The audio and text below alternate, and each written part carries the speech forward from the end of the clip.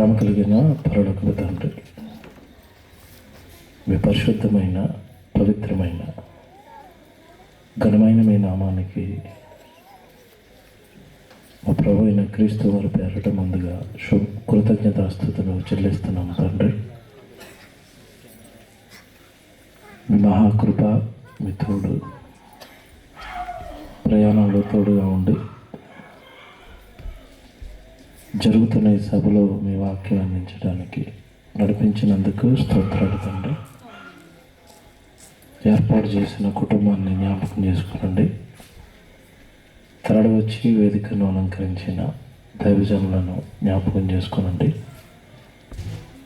మరి ప్రాంతంలో సేవకుడిగా, ప్రిన్సిపల్గా పనిచేస్తున్న మా ఆత్మీయులు మరి చంద్రబాబు గారిని జ్ఞాపకం చేసుకుని వాడికి మంచి ఆరోగ్యాన్ని అనుగ్రహించమని, తరలి వచ్చిన మీ పిల్లలందరినీ జ్ఞాపకం చేసుకుని విలువైన మాటలతో మా హృదయాన్ని నింపుకొని తండ్రి, ఆ మాటలు చొప్పున జీవించు భాగ్యాన్ని అనుగ్రహించమని క్రీస్తు వారి పేరటి ప్రార్థన వినపాలి అడిగి వేడుకొంచున్నాం తండ్రి.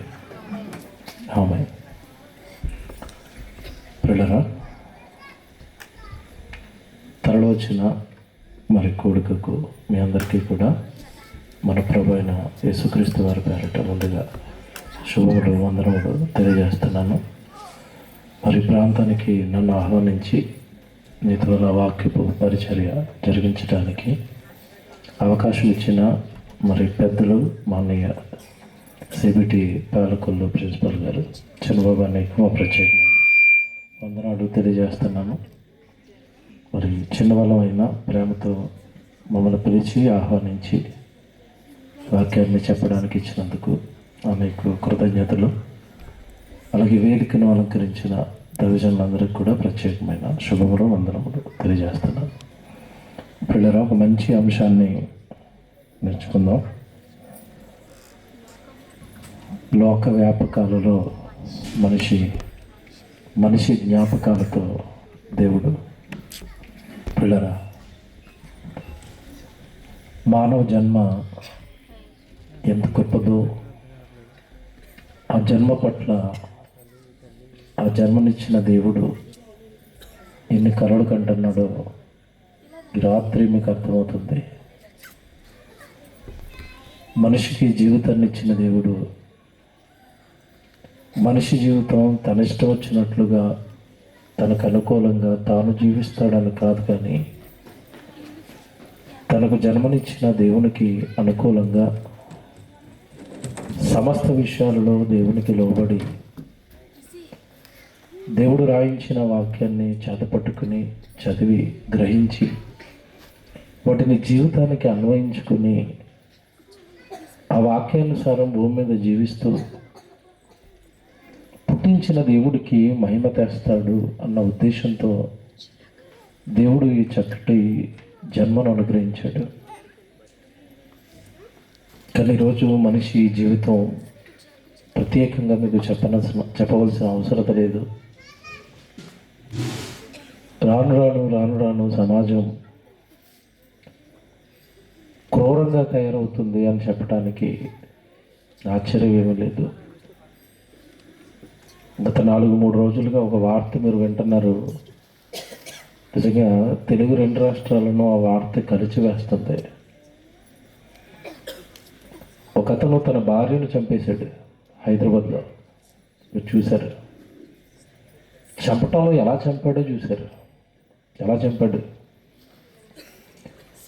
చంపి శరీరాన్ని ముక్కలు ముక్కలుగా నరికిన ఆ పార్ట్స్ని, శరీర భాగాలను కుక్కర్లో వేసి ఉడికించాడు. ఎంత పోలీసు వాళ్ళు కూడా నిన్న మీడియా సమావేశం పెట్టారు. మొత్తం విషయం అంతా చెప్పించారు. ఎలా చంపాడు, ఎలా నరికాడు, విషయం అంతా పోలీసు వాళ్ళకి అర్థమైంది.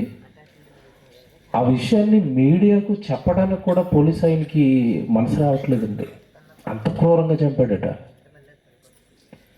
ఇంట్లో మన కొబ్బరికాయలు నరుక్కునే కత్తి ఉంటుంది కదండి, ఆ కత్తితో నరికేసారట శరీరాన్ని అంతా. ముందు కాళ్ళు నరికేసారట, తర్వాత చేతులు నరికేసారట, తర్వాత తల నరికాడట, తర్వాత శరీరంలో ఉండే బాగానే 4 ముక్కలుగా నరికాడట. ఏమండి, మనం చికెన్ షాప్ దగ్గరికి వెళ్ళినప్పుడు బోన్లెస్ చికెన్ అంటారు కదా, అంటే ఎముకలు దుమ్ములు లేని చికెను, అలాగే శరీరంలో ఉన్న మాంసాన్ని ఎముకల్ని వేరు చేసాడట. ముందు మాంసం ఉడికించాడట, తర్వాత ఎముకలు ఉడికించాడట, ఉడికించిన మాంసాన్ని ఉడికించిన ఎముకలని మళ్ళీ పొయ్యి మీద పెట్టి కాల్చాడట. అదంతా కనపడి జస్ట్ ఒక పెయింట్ బకెట్లోకి పట్టేటట్టుగా తయారు చేశాడట. మనిషి శరీరాన్ని ఒక పెయింట్ బకెట్లో సరిపోయేంత మాంసంగా తయారు చేశాడు. ఎముకలను కాల్చి బూడిద చేశాడు, నీటిలో కలిపేశాడు. ఆ బకెట్ పట్టుకెళ్ళి ఒక చెరువులో కలిపేశాడండి. తనతో పాటు 13 సంవత్సరాలు కాపురం చేసిన భార్య, 2 పిల్లలు ఉన్నారు. ఈ వ్యక్తి ఏమన్నా చదువుకొని అనామకుడు అనుకుంటే కాదు. ఆర్మీలో 15 సంవత్సరాలు ఉద్యోగం చేసి వచ్చాడు. ఆర్మీ జవాన్, రిటైర్డ్ అయిపోయాడు. ఏమన్నా మనిషి చూడడానికి సాఫ్ట్గా, సామాన్యుడిగా చాలా అందంగా ఉన్నాడండి. కానీ మనసు మాత్రం ఎలా ఉంది? రాక్షసుడు. ఏమంటే కళ్ళ ముందు ఎవరికైనా రోడ్డు మీద వెళ్తున్నప్పుడు యాక్సిడెంట్ అయ్యి రక్తం కారుతానంటే చాలామంది రక్తాన్ని చూసి వీళ్ళు కళ్ళు తిరిగి పడిపోతారు. రక్తాన్ని చూడలేం కదండి. ఎవరి రక్తాన్నో చూడలేని మనం సొంత భార్యను ముక్కలుగా నరికాడు అంటే ఎక్కడుంది సమాజం? ఎలాంటి సమాజంతో మనం జీవిస్తున్నాం మీరు ఆలోచించండి. ఏమంటే ఈ మనసు వాడికైనా అందరికీ ఉంటుందంటే అందరికీ ఉంటుంది. మీరు చూడండి, చాలామందికి కోపం వచ్చినప్పుడు ఒరే నేను చంపేస్తాను రా అంటాడు, ఇలా పలుకురికి, మళ్ళీ ఆగిపోతాడు. అంటే చంపేయాలని మనసులో ఉంది, కానీ చంపితే తర్వాత జైలు పాలు అయిపోతానేమో, కుటుంబ నాశనం అయిపోద్దేమో, ఎక్కడో ఆగుతున్నది. అందరిలోనూ ఉంటుందట క్రూయల్ మైండ్, అంటే రాక్షసత్వం.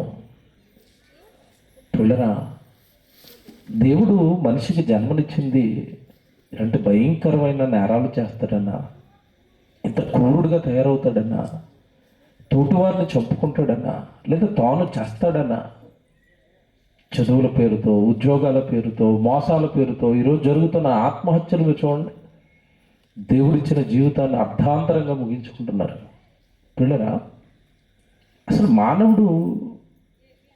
మానవ జన్మ ఎంత గొప్పదని దేవుడు సెలవిచ్చాడో బైబిల్లో ఒక మాట మీకు చూపిస్తాను. మానవ జన్మ వెనకాల దైవ హస్తం, దేవుడి తోడు లేదా దేవుడి సంకల్పం, దేవుడి ఆలోచన లేదా దేవుడి సహాయం మనిషి జన్మ వెనక ఉంది అని మనిషి నమ్మినప్పుడు మాత్రమేనండి ఈ సమాజం బాగుపడుతుందండి. అప్పటి వరకు ఏ మనిషిని మనం బాగు చేయలేం. ఈరోజు చూడండి, దేవుడిని నమ్మని ఆస్తికులు, నాస్తికులు, హేతువాదులు ఇలా చాలామంది ఉన్నారు. వాళ్ళు దేవుడిని నమ్మరు. కానీ ఈ హత్యలు చేస్తున్న వాళ్ళు, ఈ దొంగతనాలు చేస్తున్న వాళ్ళు, ఈ నరహత్యలు చేస్తున్న వాళ్ళు, వీళ్ళు ఏమైనా దేవుడిని నమ్మని వాళ్ళు అంటే వీళ్ళు దేవుడిని నమ్మారు. మీకు విషయం ఏంటంటే, నేరాలు జరుగుతున్నప్పుడు అతను ఏదో మతానికి చెందినవాడై ఉంటాడు. అది క్రైస్తవ్యంలోనూ ఉన్నారు, హైందవ్యంలో ఉన్నారు, ఇస్లాంలోనూ ఉన్నారు. వాళ్ళు ఇస్లాం పేరు పెట్టుకుని టెర్రరిస్టులుగా మారిపోయి చాలామందిని చంపుతున్నారు. ఇలాగ దేవుడిని నమ్మాము అని చెప్తారు, సాటి మనిషిని చంపేస్తారు. ఎందుకు ఇది జరుగుతుంది అంటే, దేవుడు ఒక మాట రాశాడు బైబిల్లో. మీరు దాన్ని స్పష్టంగా చదివితేనండి ఇది అర్థం కాక దేవుణ్ణి నమ్మామని చెప్పి కూడా మనిషిని చంపటం, దోచుకోవటం, నాశనం చేయటం, ఎవరి సాటి మనిషి పట్ల వివక్ష చూపించటం ఎందుకు జరుగుతుందా అని మీకు అర్థమవుతుంది. బైబిల్లో మాట చదువుదాం. ద్వితీయోపదేశకాండం తీయండి, 32వ అధ్యాయం 18వ వచనం చదువుదాం. బైబిల్లో ద్వితీయోపదేశకాండం 32వ అధ్యాయం 18వ వచనం.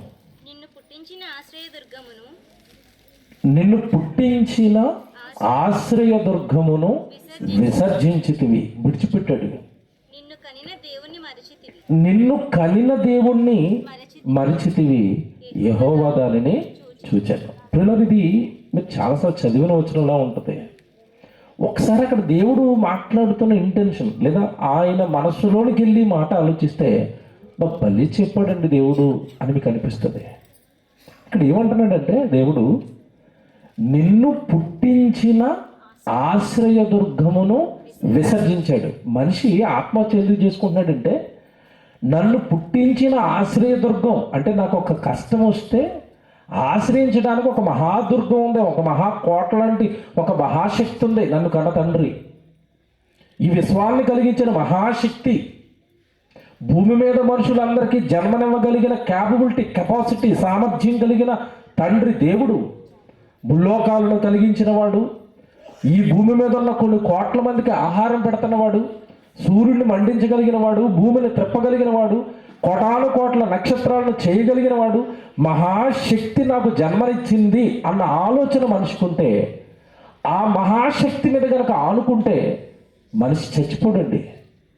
నాకేంటి ఇంత పెద్ద శక్తి నా వెనకాల ఉంటే అంటాడు.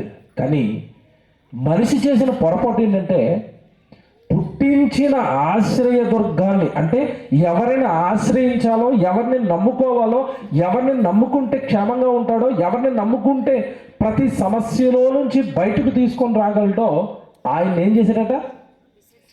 విసర్జించాడు. అంటే అర్థమేంటి? విడిచిపెట్టేశాడు. నువ్వెవరో నాకు తెలియదు అంటున్నాడు. నెక్స్ట్ తర్వాత వచ్చిన చూడండి, నిన్ను కనిన దేవుణ్ణి మరచితివి. ఇంతకీ ఎవరిని మర్చిపోయింది సమాజం? దేవుణ్ణి మరిచింది అని రాశాడా? కనిన దేవుణ్ణి మరిచింది అని రాశాడా? ఇక్కడే ఉంది అసలు విషయం. నిన్ను కన్న దేవుణ్ణి నువ్వు మర్చిపోయావు. మరి లోకంలో ఉన్న వాళ్ళందరూ దేవుణ్ణి నమ్ముతున్నారు కదండి. నమ్ముతారు. దేనికి నమ్ముతారు? రోగం తీసే దేవుడు ఎక్కడున్నాడో చెప్పండి, మాకు ఆస్తులు ఇచ్చే దేవుడు ఎక్కడున్నాడో చెప్పండి, మాలో ఉన్న బాధలు తీసేసే దేవుడు ఎక్కడున్నాడో చెప్పండి. నన్ను కన్న దేవుడు ఎక్కడున్నాడని ఎదుగుతుందా లోకం? మీరు ఆలోచించండి. ఇప్పుడు నన్ను కన్నది ఎవరు? తల్లి గర్భంలో నాకు దేహాన్ని కట్టింది ఎవరు? నేను రాకమునిపై ఇంత అందమైన విశ్వాన్ని చేసింది ఎవరు? నా రూపాన్ని చూసినప్పుడు తల్లి నా రూపంలో ఉన్న ఏ అవయవాన్ని ఇవ్వలేదే, ఏ తండ్రి అవయవాలు బిగించాడు, ఏ తండ్రి ఈ జీవితాన్ని ఇచ్చాడు అని కన్న దేవుడు ఎవరు? బాగా ఆలోచించాలి మీరు. లోకం ఏ దేవుడిని మర్చిపోయిందట? కనిన దేవుణ్ణి మర్చిపోయిందట. లోకంలో ఉన్న వాళ్ళందరూ దేవుడిని నమ్ముతున్నారు కదండి. అంటే వాళ్ళు పెట్టుకున్న దేవుడిని నమ్ముకుంటున్నారు, లేదా ఎవరో మనుషులు పెట్టిన దేవుడిని నమ్ముతున్నారు. మనుషులు తమ స్వహస్తాలతో నిర్మించిన దేవుళ్ళని నమ్ముకుంటున్నారు తప్ప కన్న దేవుణ్ణి నమ్మిన వారు ఎవరు? ఈ మాట ఎందుకు చెప్తున్నాను అంటే, కన్న దేవుడు ఎవరో మనిషికి తెలిసింది అనుకోండి, కన్నవాడు ఎవడో మనిషికి అర్థమైపోయాడు అండి. మనిషిని కన్నదెవరో మనిషికి అర్థమైపోయాడు అనుకోండి. ఆ కన్న దేవుడు, కన్న తండ్రి, జన్మనిచ్చిన తండ్రి ఆ జీవితాన్ని ఎలా గడపాలో కూడా చెప్తాడు. అప్పుడు వీడి జీవితం బాగుపడుతుంది. కానీ దేవుడి విషయంలో మనుషులు చేస్తున్న పొరపాటు ఏంటంటే, భూమి మీద ఉన్న మనుషులు స్థాపించుకున్న దేవుళ్ళు అందరి దగ్గరికి తిరగటం, ఎక్కడ నేను క్షేమంగా ఉంటాను, ఎక్కడ నాకు లాభాలు దొరుకుతాయి, ఎవరి దగ్గరికి వెళ్తే నా కుటుంబం క్షేమంగా ఉంటుంది. ఏమండి, కుటుంబం క్షేమంగా ఉండాలని, మనం సంతోషంగా ఉండాలని కోరుకోవడంలో తప్పు లేదు. కానీ కేవలం దాని కొరకు మాత్రమే దేవుడిని నమ్మటం తప్పు కదండి. జన్మనిచ్చాడు కదండి దేవుడు. నీలో ఉన్న ఊపిరి, నీలో ఉన్న ఆత్మ, నీ శరీరంలో ఉన్న శక్తి, బలం, నీకు ఇవ్వబడిన ఆయుష్కాలం, ఇవన్నీ కన్న తండ్రి నీకు ఇచ్చినవి కదా. కన్నాడు కదా. కన్నవాడికి నీ జన్మ పట్ల ఏదో సంకల్పం ఉంటుంది కదా. కన్న తండ్రికి నీ జన్మ మీద ఏదో ఆశ ఉంటుంది కదా. అలాంటప్పుడు కన్న దేవుణ్ణి ఎందుకు మర్చిపోయాడు మనిషి? కన్నాడట. ఎవడో మాట్లాడుతానండి, భూమి మీద కన్న తల్లిని కన్న తండ్రిని మర్చిపోయాడు అనుకోండి, వాడిని ఏమంటారు? మంచోడు అంటారా, చెడ్డోడు అంటారా? కన్న తల్లిని రోడ్ల మీద వదిలేశాడు, చాలా మంచోడండి అంటారా? కన్నవాళ్ళని మర్చిపోతే చెడ్డవాడండి, చీడపురుగండి, వీడు పుట్టకూడదండి, కన్నవాళ్ళని రోడ్ల మీద వదిలేశాడండి. ఎవడే నిజంగా మొన్న నేను ఆశ్చర్యపోయానండి. మేము ఒక చోట మీటింగ్కి వెళ్ళి ఆకలేస్తుందని టిఫిన్ చేయడానికి ఆగాం. ఇడ్లీ తింటున్నాం. ఒక పేద వృద్ధురాలండి అడుక్కోవడానికి వచ్చింది. బాబు ఏదో ఒకటి వేయండి బాబు అని అడుక్కుంటుంది. నేను చూడగానే జాలేసింది. అమ్మ ఇడ్లీ తింటావా అని అడిగాను. తింటాను బాబు అందే. ఇడ్లీ పెట్టించామండి. ఇడ్లీ పెట్టించిన తర్వాత నా పక్కనే కూర్చోబెట్టుకున్నాను. ఏంటమ్మా నువ్వు ఈ పరిస్థితి ఏంటి, రోడ్ల మీద తిరుగుతున్నావు కదా, నీకెవరు లేరా, అనాథవా అని అడిగాను. నేను అనాథలు అంటున్నావు ఏంటి బాబు, నాకు 3 కొడుకులు అన్నది ఎంత రోషం వచ్చిందో. అనాథవా అంటే రోషం వచ్చిందండి. నాకు 3 కొడుకులు అంటుంది. మరి 3 కొడుకులు ఉండి రోడ్డు మీద ఈ పరిస్థితి ఏంటమ్మా అంటే, పెద్దోడు తాగుబోతు లిస్ట్ చెప్తుంది, చిన్నోడు దొంగ, ఇంకొకడు ఉన్నాడు కానండి ఆడ అలా ఆవిడ మాట ఏంటాడో, అలా ఆవిడ నన్ను ఇంటికి రాగలదు కానీ నేను ఇంటికి వెళ్ళకపోతున్నాను. పిల్లలు లేరంటే ఉన్నారు. కన్న తల్లిని 3 పిల్లలు ఏం చేశారు, మర్చిపోయారండి. రోడ్ల మీద తిరుగుతుందండి. ఆ తల్లితో మాట చెప్పాను నేను, అమ్మ నాతో పాటు హైదరాబాద్ వచ్చేస్తామని అడిగాను. మా చర్చి పక్కన ఒక హాస్టల్ ఉంటుందండి, వృద్ధుల హాస్టల్. వాళ్ళు చాలా బాగా చూసుకుంటారు వృద్ధుల్ని. నిన్ను అక్కడ జాయిన్ చేసేస్తానమ్మా వచ్చేయని అడిగాను. రానంటుందండి. ఎక్కడే ఉంటానో అప్పుడప్పుడు ఆ కొడుకుని చూసుకుంటానంటుంది.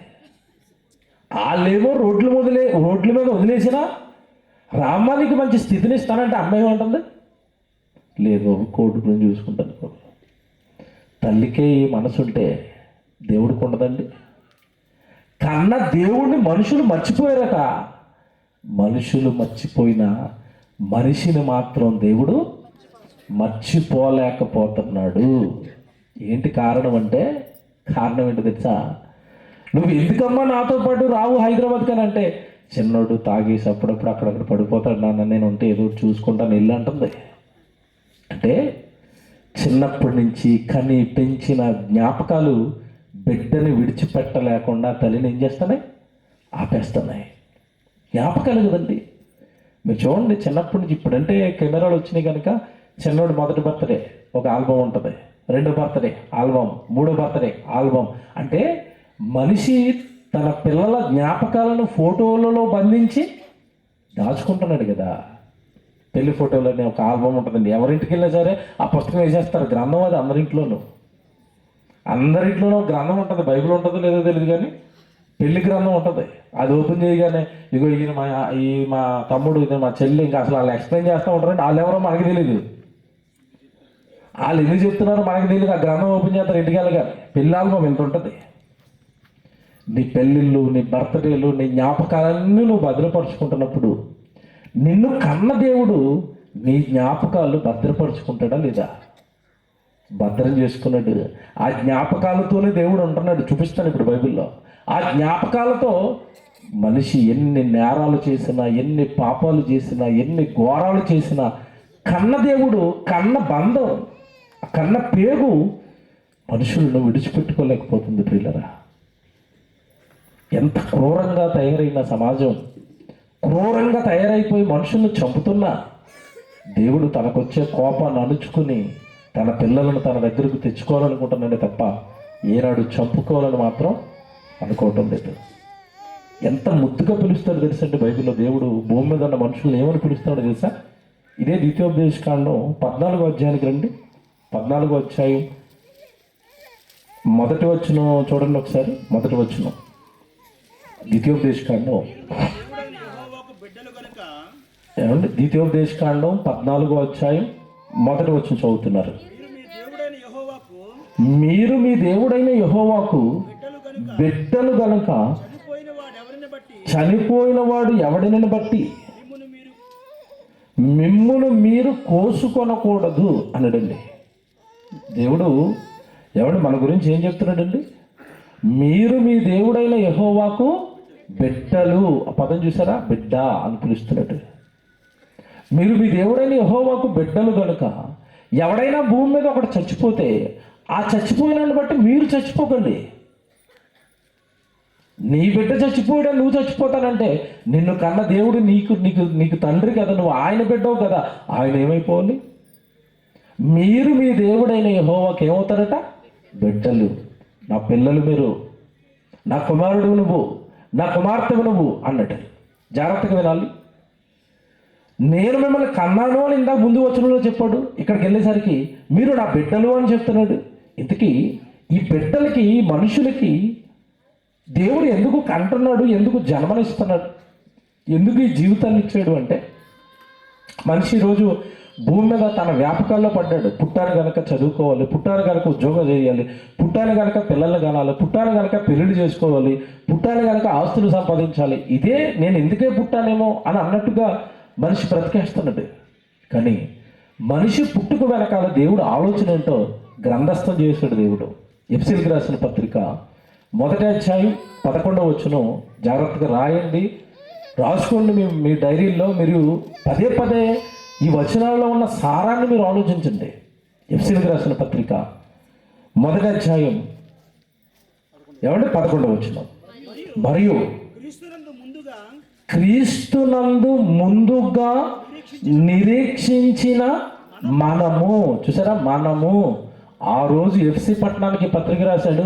ఆ ఎఫ్సీలో ఒకప్పుడు అనుజనులు పౌలు గారి వలన ప్రభులోనికి వచ్చారు, క్రీస్తులోనికి వచ్చారు, సంఘంలోకి వచ్చారు. ఆ రోజు వాళ్ళని ఈరోజు మనల్ని కలిపి ఈ మాట రాస్తున్నాడండి. క్రీస్తునందు ముందుగా నిరీక్షించిన మనము అంటే ముందుగానే మన కోసం దేవుడు నిరీక్షించాడట. నిరీక్షించడం అంటే ఎదురు చూశాడట. ముందుగానే దేవుడు మన కోసం ఎదురు చూశాడట.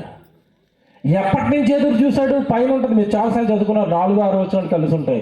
జగత్తు పునాది వేయబడక ముందు నుంచే దేవుడు మన కోసం ఏం చేశాడు? నిరీక్షించాడు, ఎదురు చూశాడు. అంటే క్రీస్తునందు ముందుగా నిరీక్షించాడు అంటే ఈ జగత్తు పుట్టక ముందు నుంచే నీ రాక కోసం, నా రాక కోసం దేవుడు ఎదురు చూస్తున్నాడు కదా. ఈరోజు బిడ్డ ఫోటో వేశారు వెనకాల, ఏం పేరు? స్వరూప.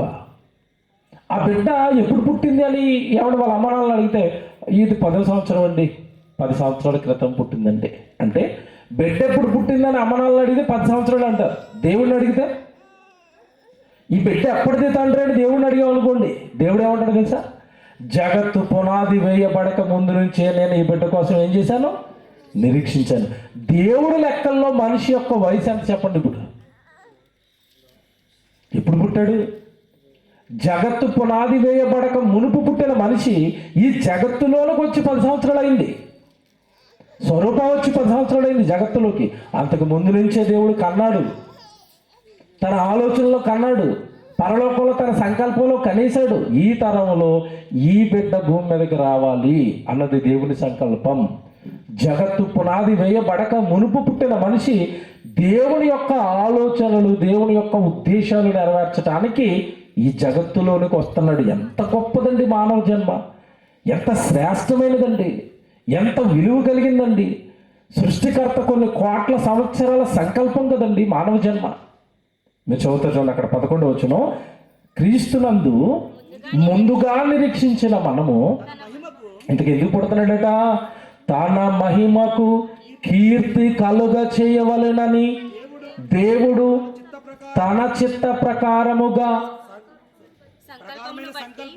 తన చిత్త ప్రకారమైన సంకల్పమును బట్టి మనలను ముందుగా నిర్ణయించుకున్నాడు. ముందుగా అంటే జగత్తు పునాది వేయబడక ముందు నిర్ణయించుకున్నాడు. ఎందుకోసం నిర్ణయించుకున్నాడట? ఎందుకోసం సంకల్పించాడట? తన మహిమకు కీర్తి కలగ చేయాలి. అంటే నువ్వు ఎందుకు పుట్టావు చెప్పండి. ఇప్పుడు నేను ఎందుకు పుట్టాను చెప్పండి. స్వరూప ఎందుకు పుట్టింది చెప్పండి. వాళ్ళ అమ్మనాళ్ళ పేర్లు ఉన్నాయి, తమ్ముడు రమేష్, అలాగే చెల్లి ఏం పేరండి? కవిత. వాళ్ళిద్దరు ఎందుకు పుట్టారు? వాళ్ళ గర్భాన్ని ఈ బిడ్డ ఎందుకు పుట్టింది అంటే వాళ్ళిద్దరిని జతపరిచింది దేవుడు. వాళ్ళిద్దరిని బట్టి దేవుడికి మహిమ రావాలి, కీర్తి రావాలి. అలాగే పుట్టిన చిన్న బిడ్డ స్వరూప, ఆ బిడ్డను బట్టి వాళ్ళకి మహిమ కీర్తి తీసుకొని రావాలి. ఇదిగోనండి భూమి మీద నేను కానీ, మీరు కానీ, ఇదిగో వేదిక మీద ఉన్న ఈ దైవజనులు కానీ, ఈరోజు భూమి మీద ఉన్న సుమారు ఏమండి కోట్లు కదండి జనం, కొన్ని కోట్ల మంది, 130 అన్నారు, 140 అన్నారు. భారతదేశ జనాభా పెరుగుకుంటూ వెళ్ళిపోతుంది. కోట్లండి, కోట్ల జనాభా. మరి ఇంతమంది మనుషులకు దేవుడు జన్మనిస్తున్నదట. తన మహిమకి ఏం తీసుకుని రావాలట? కీర్తి. కీర్తి తీసుకుని రావడానికి పుట్టిన మనిషి చేస్తున్న పనులేంటి ఈరోజు? ఎందుకోసం బ్రతుకుతున్నట్టు? టైటిల్లో ఏం పెట్టామంటేనండి, లోక వ్యాపకాలలో మనిషి. వ్యాపకము అంటేనండి అలవాట్లు అని అర్థం. లోకం ఏదైతే అలవాట్లో ఉందో, లోకంలో దేవుడి కొరకు పుట్టినవాడు లోకం నుండి వేరు చేయబడి సంఘంలోకి చేర్చబడి నేను క్రైస్తవుని ప్రభువుని నమ్ముకున్నానని చెప్పుకునేవాడు కూడా అదే వ్యాపకాల్లో ఉంటున్నాడు. లోక వ్యాపకాలు అనగానే లోకములో ఉన్న అలవాట్లు, లోకము దేని కొరకైతే బ్రతుకుతుందో ప్రభువుని నమ్మామని చెప్పుకున్నవాడు కూడా దానికోసమే బ్రతుకుతున్నాడు. అలాగే జీవిస్తున్నాడు, తేడాలు ఏముండవు. నేను మధ్యకాలంలో నుండి ఏదో చిన్న పని మీద మా ఫ్రెండ్ ఆఫీసర్, పోలీస్ ఆఫీసర్ అయితే పోలీస్ స్టేషన్ దగ్గరికి వెళ్ళాం కలవడానికి. ఫస్ట్ టైం అండి నేను, అంటే అంత పెద్ద పోలీస్ స్టేషన్ చూడడం. బయట ఆ నోటీస్ బోర్డు ఉంటుందండి, ఆ నోటీస్ బోర్డులో దొంగల ఫోటోలు పెడతారు, వీళ్ళతో జాగ్రత్తగా ఉండండి. తెలుసు కదండి మీకు. నోటీస్ బోర్డులో ఫోటోలు చూశాడు ఒక అతను, ఫోటో ఉంది కింద దావీదు. పోలీస్ స్టేషన్లో నోటీస్ బోర్డులో దొంగ పేరు ఏం పేరు? దావీదు. పోలీ మా వాడు ఏదో తెలివి తప్పు చేసి పక్క తీస్తే పక్కన అబ్రహాం ఉన్నాడు. ఏంటి పోలీస్ స్టేషన్లో దొంగల దావీదు గారు, అబ్రహాం గారు? మీకు అర్థమవుతుందా? అసలు వాళ్ళు ఎలాంటి భక్తులు, దేవుడి కోసం ఎన్ని వీరోచితమైన కార్యక్రమాలు చేశారు, ఎంత గొప్పగా దేవుడి నామానికి ఘనత తెచ్చారు, కీర్తి తెచ్చారు. ఎవరి దావీదు గారు అయితే ఎన్ని యుద్ధాలు చేశాడు దేవుడి పక్షాన, అబ్రహాం గారు అయితే ఎన్ని బలిపీఠాలు కట్టాడు. అబ్రహాం అనేసరికి విశ్వాసులకు తండ్రి. అసలు ఏంటి వాళ్ళకి వచ్చిన ఖ్యాతి, దేవుడికి వాళ్ళ జీవితాలను బట్టి వచ్చిన కీర్తి ఎంత గొప్పది. ఆ పేర్లు పెట్టుకున్న క్రైస్తవుల బ్రతికి ఎలా ఉందో చూడండి. ఈరోజు పోలీస్ స్టేషన్లో గోడ మీద అబ్రహాం గారి పేరా, దావీదు పేరా? పేరు పెట్టినోడికి సిగ్గు లేదు, ఈ బ్రతికినోడికి అంతకంటే సిగ్గు లేదు. దేవుడి నామానికి ఘనత, కీర్తి తీసుకుని రావాల్సిన వాడండి ఈరోజు అపకీర్తి తెస్తున్నాడు. బైబిల్లో ఉన్న మాట, మిమ్మును బట్టియే కదా అన్ని జనుల మధ్య నా నామము దూషించబడుతుంది అన్నాడు. ఎవడు పేరు పెట్టుకునేటప్పుడు భక్తుల పేర్లు పెట్టుకోవడం ఎందుకు? ఈ బ్రతుకులు ఇలా బ్రతకడం ఎందుకు? మన వాళ్ళలో కూడా చాలా మంది అండి, పిల్లోడు పుట్టగానే పాస్టర్ గారు ఫోన్ చేస్తారు, అనే ఒక మంచి పేరు చూడండి అంటారు. పేరు పెట్టడంలో ఉన్నంత ఆసక్తి పేరు పెట్టినట్టుగా వాడిని పెంచడంలో ఉంటుందా? భక్తుల పేర్లు పెట్టేస్తారు, అబ్రహాం గారి పేరు, దావీదు గారి పేరు. మరీ దారుణం. కొంతమంది అయితే డైరెక్ట్గా ప్రభు పేరే పెట్టేస్తారు. యేసు. ఏం పేరు? యేసు. యేసు బాబు. ఆ యేసులాగే ఉన్నాడా నీ యేసు? ఆ యేసేమో సువార్తకి వెళ్తాడు, నీ యేసేమో బండ్లు వేసుకుని రోడ్ల మీద తిరుగుతూ ఉంటాడు అమ్మాయిని ఏడిపించుకుంటా. పేరు ఎందుకు పెట్టావు? బ్రతుకులు ఎందుకు ఇలాగ ఇచ్చావు? నా చిన్నతనంలో నుండి మాకు వాక్యం నేర్పిందండి మా ప్రిన్సిపల్ గారు అండి, విజయ్ కుమార్ గారు. చనిపోయారు ఆయన. ఈ పేర్లు ప్రస్తావన వచ్చేసరికి అండి, స్టువర్ట్పురంలో జరిగిన ఒక కేసును ఎత్తుకొచ్చేవాడండి. నా చిన్నతనంలో జరిగిందట. స్టువర్ట్పురం దొంగ ఏమండి, మొత్తం మీద ఏదో గొడవలు వచ్చినాయి ఇంట్లో, వాళ్ళని చంపేసేది. చంపడంలో అలాగే ఇలా కాదు, తలనరకేసేది. తలనరకేసంటే ఒకప్పుడు మార్కెట్కి వెళ్ళడానికి సంచులు ఉండేవి, తెలుసు కదా మీకు. బజార్కి వెళ్ళడానికి ఒక సంచి ఉండేది ఇంట్లో అందరికీ.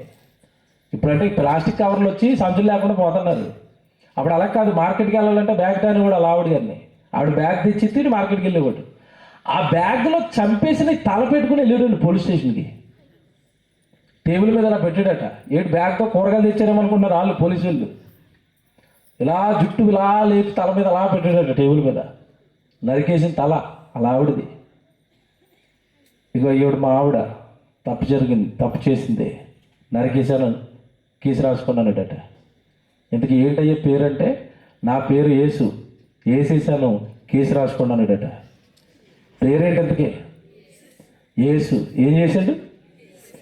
తల వేసాడు. పేర్లు ఎక్కడండి, బ్రతుకులు ఎక్కడండి? మీరు ఆలోచించండి.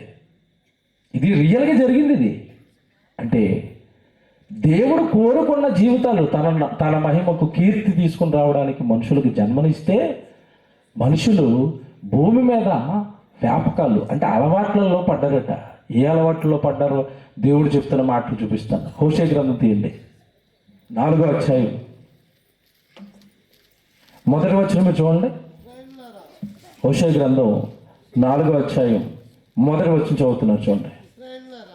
ఇశ్రాయేలులారా, యెహోవా మాట ఆలకించండి, సత్యమును, కనికరమును, దేవుని గూర్చిన జ్ఞానమును దేశమందు లేకపోవుట చూచి యెహోవా దేశ నివాసులతో వ్యాజ్యమాడుచున్నాడు. దేశంలోనున్న నరుల మధ్యలో దైవ జ్ఞానం లేదట.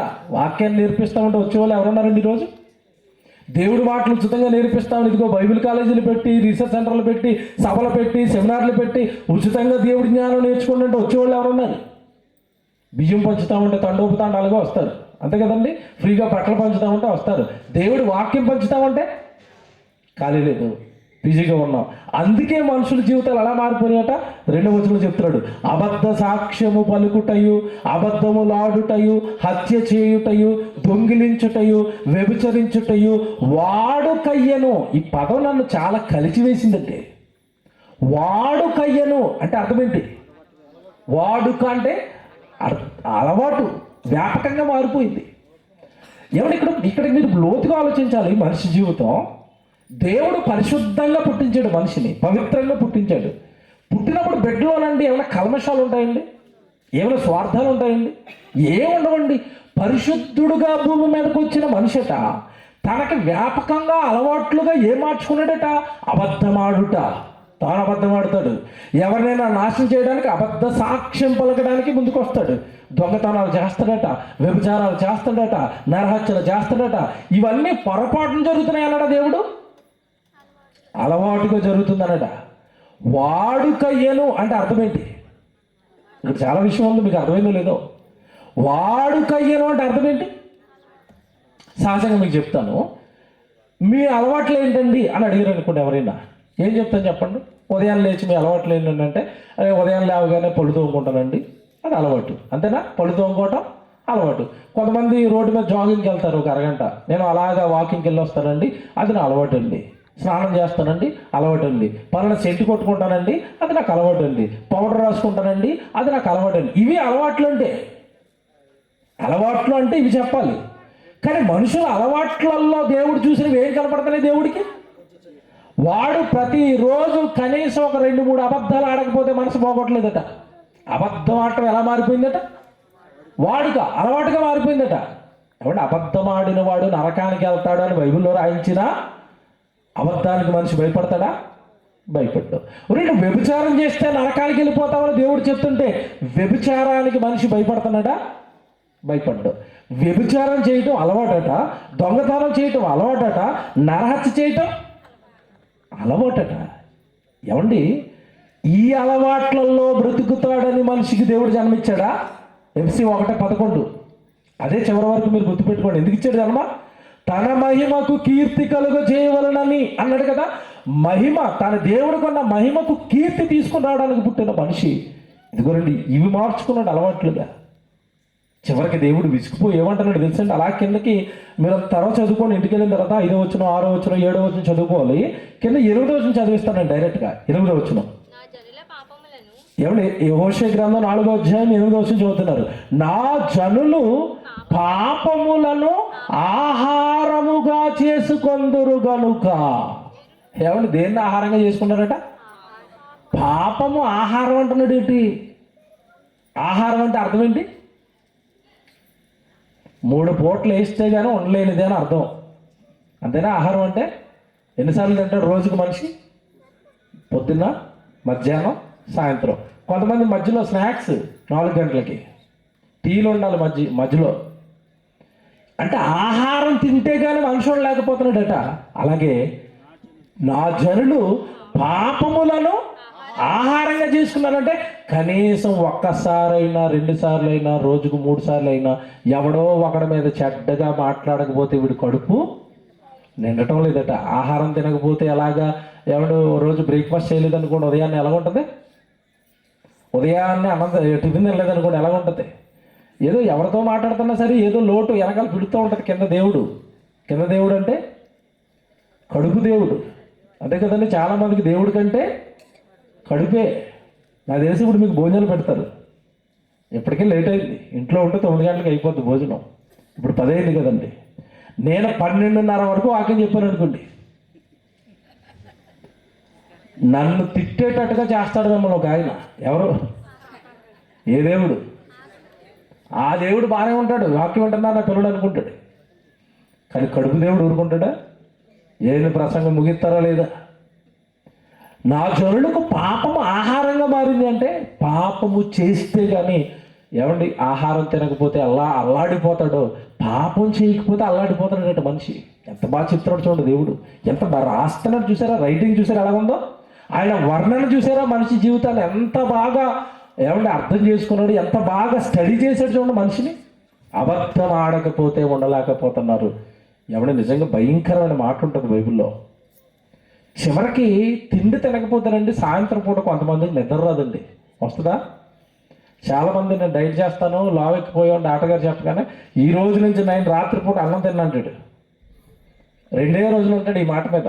ఎందుకంటే ఈ అన్నం తిన్న 2 రోజులు మంచం మీద పడుకుంటాడు, అడు దొరుకుతాడు ఇటు దొరుకుతాడు. ఎందుకు? లోపల పరిగెడతా ఉంటుంది, నిద్ర రాదు. ఆహారం తినకపోతే ఎలాగైతే నిద్ర రాదు, తోటి వాళ్ళకి కీడు చేయకుండా నా జనులకు నిద్ర రావట్లేదు అన్నాడు దేవుడు. సామెతల గ్రంథం తీయండి, 4వ అధ్యాయం 16వ వచనం చూడండి. సామెతల గ్రంథం 4వ అధ్యాయం 16వ వచనం. సామెతల గ్రంథం 4వ అధ్యాయం 16వ వచనం. అట్టివారు కీడు చేయనిది నిద్రింపరు. ఇదేంటండి ఇది? ఆ తర్వాత ఎదుటి వారిని పడద్రోయినది వారికి నిద్ర రాదు. చూసారా, అన్నం తినకపోతే నిద్ర రాదని విన్నాం. ఎందుకంటే వీళ్ళకి పాపమే ఆహారంగా మారిపోయింది కనుక ఆ పాపం అనే ఆహారం వీళ్ళకి లేకపోతే ఏం రావట్లేదట. ఎలా ఉంది చూసారా? ఇక ఆశ్చర్యపోయానండి నేను. ఏదో ఒకటి కీడు చేయకపోతే, ఏదో ఒక చెడు పని చేయకపోతే, ఎవరినో ఒకరిని నాశనం చేయకపోతే, ఎవరో ఒకరి గురించి చెడుగా మాట్లాడకపోతే, ఎవరో ఒకరిని మానసికంగా ఇబ్బంది పట్టకపోతే నిద్ర రావటం లేదట. ఎదుటి వారికి కీడు చేయకుండా నిద్ర రావట్లేదట. ఏమన్నా ఆ పదాలు చూసారా? మళ్ళీ చదువుతారన్నా 16వ వచనం. అట్టివారు కీడు చేయనిది నిద్రింపరు, ఎదుటి వారిని పడత్రోయనిది వారికి నిద్ర రాదు. పడత్రోయాలి, ఎదుటివాడిని పడగొట్టాలి, ఎదుటివాడిని నాశనం చేయాలి, ఎదుటివాడికి ఏదో కీడు చేయాలి, ఎదుటివాడి కుటుంబాన్ని పాడు చేయాలి, ఎదుటివాడి స్నేహాలను పాడు చేయాలి, ఎదుటివాడి సహోదరుల బంధాన్ని పెంచాలి, అయితే సంఘంలో ఏదో అలవాటు చేయాలి, సేవకుడికి ఏదో అనాలి, ఏదోటి కీడండి. దేవుడు వద్దన్నది ఏదో ఒకటి చేస్తే కానీ, దేవుడు నాకు నచ్చదు ఇదని ఈ దేవుడు చెప్పింది ఏదో ఒకటి చేస్తే కానీ పాపం అంటే అర్థమేంటి చెప్పండి? ఆజ్ఞ అతిక్రమమే పాపం. అంటే దేవుడు చెయ్యొద్దు అన్నది ఏదో ఒకటి చేస్తే కానీ నిద్ర రావట్లేదండి. ఎలా మారింది చూసారా? ఎలా మారింది చూసారా? మనిషి జీవితం, తప్పుడు జీవితం, పాపపు జీవితం. పిల్లరా, ఇవన్నీ మీరు మనసులో పెట్టుకుని దేవుడు మానవుడికి జన్మించినప్పుడు సృష్టి చేయక మునుపు ఈ జన్మ ముందుగానే నిర్ణయించి మనిషి కోసం అలిసిపోయి విశ్రాంతి తీసుకుని అంత కష్టపడి ఈ సృష్టిని కట్టి ఈ సృష్టిలోనికి మానవుడికి జీవితాన్ని ఇస్తే మనిషి భూమి మీదకి వచ్చి చేస్తున్న కార్యాలు ఇవి. కీడు చేయటం, అబద్ధాలు ఆడటం, నేరాలు ఆడటం. దేవుడు లేడు, దేవుడు వాక్యం లేదు, పరిశుద్ధత లేదు, పవిత్రత లేదు, ఆత్మీయులు, సహోదరులు, సంఘము, సేవ ఇవన్నీ మర్చిపోయాడు. లోకంలో పడ్డాడు, లోకంలో భయంకరమైన జీవితాన్ని జీవిస్తున్నాడు. ఇలాంటి వారి పట్ల దేవుడు ఏమవుతున్నాడు, ఎలా ఉన్నాడు అంటే ఒక మాట మీరు చూడండి, ఇర్మీయా గ్రంథం 6వ అధ్యాయం. ఇలాంటి వారిని చూసండి, దేవుడిచ్చిన శ్రేష్టమైన జన్మ ఇలా భయంకరంగా తయారవుతున్నప్పుడు అండి విసిగిపోతున్నాడండి దేవుడు ఈ మనుషులను చూసి. 10వ వచనం 11వ వచనం చూడండి, ఇర్మీయా గ్రంథం 6వ అధ్యాయం 10వ వచనం 11వ వచనం చూడండి. విందురని, ఇగో నేను ఎవరితో మాట్లాడాలి, ఎవరికి సాక్ష్యం ఇవ్వాలి, వారు వినుటకు తమ మనస్సులను సిద్ధపరుచుకొనరు. దేవుడి వాక్యం వినడానికి మనసు సిద్ధంగా ఉండవట కనుక వినలేకపోతున్నారు. ఇదిగో వారు యెహోవా వాక్యమందు సంతోషము లేని వారై దానిని తృణీకరించుదురు. ఏమండి, దేవుడి వాక్యం అంటే మనుషులకి సంతోషం లేదట. ఈ మధ్యకాలంలోనండి నేను కర్ణాటక వెళ్ళానండి ఒక మీటింగ్కి. పిల్లోడిని తొట్లో వేసే ప్రోగ్రాం. ఆ తొట్లో వేసిన తర్వాత బంధువులు అందరూ పిలుచుకున్నారు వాక్యం చెప్పిద్దామని. ముందు నన్ను ఈ తొట్టి కార్యక్రమం దగ్గరికి పిలిచారండి. ఆ లోకల్గా పాస్టర్ గారు ఉన్నారు, పాస్టర్ గారు ప్రార్థన చేశాడు, నేను ప్రార్థన చేశాను. ఆ చిన్నవాడిని పట్టుకొచ్చి నా చేతిలో పెట్టారు. వాడికి పేరు పెట్టండి అన్నట్టు ఒక పేరు పెట్టాను. నేను పేరు పెట్టిన తర్వాత అలా ఉయ్యాల్లో వేసామండి. అప్పటికండి ఆ ఉయ్యాల చుట్టూ ఉన్న జనం అండి 300 మంది ఉంటారండి. ఆ ఉయ్యాల కార్యక్రమం, తొట్లు కార్యక్రమం చూడడానికి వచ్చిన జనం ఎంతమంది? 300 మంది. అయిపోయింది, అక్కడ ఒక పాట పాడాం, ప్రార్థన చేసాం, ఉయ్యాలు వేసాం, ఊపాం. ఇక వెంటనే అన్నాం పదండి సభకి వెళ్ళిపోదాం అన్నారు. పదండి సభకి వెళ్ళిపోదాం అంటేనండి, కరెక్ట్గా మేము ఆ సభకి వెళ్ళి కూర్చునేసరికి సభలో 100 మంది కూడా లేరండి. తొట్టి దగ్గరికి ఎంతమంది వచ్చారు? 300 మంది. సభకి ఎంతమంది వచ్చారు? 100 మంది. మిగతా 200 మంది ఏరి ఆ తొట్టు ఊపే కార్యక్రమం వరకు ఉన్నారండి. వెనకాల భోజనాలు జరుగుతున్నాయి. భోజనాలు చేసి అటు నుంచి అటే ఎక్కడికి? ఇంటికి. అంటే దేవుడు కార్యక్రమాలకు వచ్చి దేవుడు వాక్యం విందురుగా రండి అంటే రారా? రారు. ఇప్పుడు మీరు చదువుకున్న వచ్చిన చూడండి, విందురని నేను ఎవరితో సాక్ష్యం ఇచ్చేదను? వారు యెహోవా వాక్యమునందు సంతోషము లేని వారై. అంటే తిండి మీద ఉన్న సంతోషం, తుయ్యాల తుట్టి మీద ఉన్న సంతోషం ఇక్కడ దేవుడి వాక్యం మీద ఉందా? లేదు. ఇలాంటి జాతిని ఏం చేయాలి చెప్పండి? దేవుడు పుట్టించిన దేవుడు మాటలు వినడానికి టైం లేదా? నీకు జన్మనిచ్చిన దేవుడు కూర్చోబెట్టి తన మాటలు చెప్తుంటే ఆ మాటలు కాస్త కూర్చొని వినడానికి కూడా బద్ధకమా? చాలామంది అండి కింద కూర్చుని కూడా వాక్యం వినడానికి బాధపడిపోతూ ఉంటారండి. వాక్యం చెప్తున్న ప్రసంగికుడు కూర్చుని చెప్తాడా, నుంచుని చెప్తాడా? ఇప్పుడు బాధ ఎవరికి ఎక్కువ ఉంటుంది చెప్పండి? మీకు వాక్యం చెప్తున్నప్పుడు అటు ఇటు కాలు మేము కదుపుతూ ఉంటాం. ఎందుకంటే నొప్పి వచ్చేస్తూ ఉంటాయి కాళ్ళు. గంటన్నర నిలబడితే కాలు మీద ఏముంటుంది? నొప్పి. అంత నొప్పిని భరిస్తూ కూడా అతను చక్కగా ప్రసంగం చెప్తున్నప్పుడు కింద హాయిగా కూర్చుని వినడానికి ఏమి?